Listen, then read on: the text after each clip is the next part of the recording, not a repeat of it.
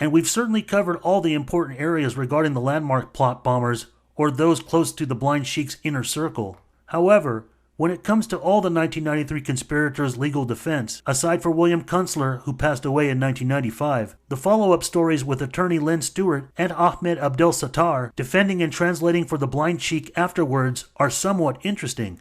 In the wake of 9/11 and the national security state, Stewart herself was convicted on charges of conspiracy and providing material support to terrorists in 2005, and sentenced to 28 months in prison. Her felony conviction led to her being automatically disbarred. She was convicted of helping pass messages from Sheikh Rahman with assistance from Sattar to his followers in Al-Gama al-Islamiyah, already designated as a foreign terrorist organization. Journeyman Pictures produced a 19-minute documentary in 2003, The Lawyer and the Blind Sheik, USA, about Stewart's ongoing legal battle then. She was resentenced on July 15, 2010 to 10 years in prison in light of her perjury at trial. She served her sentence at Federal Medical Center, Carswell, a federal prison in Texas. Stewart was released from prison on December 31, 2013 on a compassionate release order because of her terminal breast cancer diagnosis. She passed away on March 7, 2017. Sattar is a rather bold character. In 1999, on a PBS Frontline special, Hunting Bin Laden, formerly known as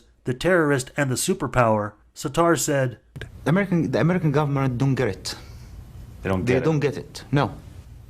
You can kill Osama bin Laden today or tomorrow. You can arrest him and put him on trial in New York or in Washington or whatever. This will end the problem? No. Tomorrow you will get somebody else.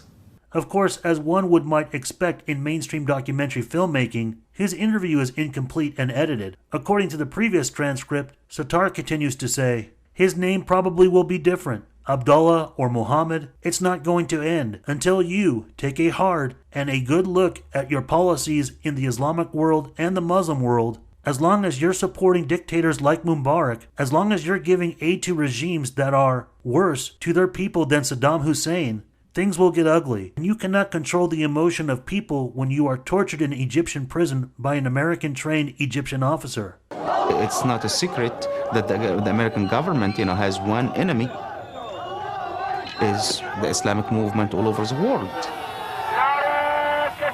Whether it's armed struggle or by peaceful means. And you can see it. You can see it from Algeria, you can see it to Afghanistan. The United States is at war? Yes, to a certain extent, yes. With Islam? Yes. Later on, it's reportedly alleged through Ahmed Salem himself and or through wired recordings up to 1993 that Sattar offered ideas and to involve himself in a plan to send a mail bomb to target FBI agent John Antisev.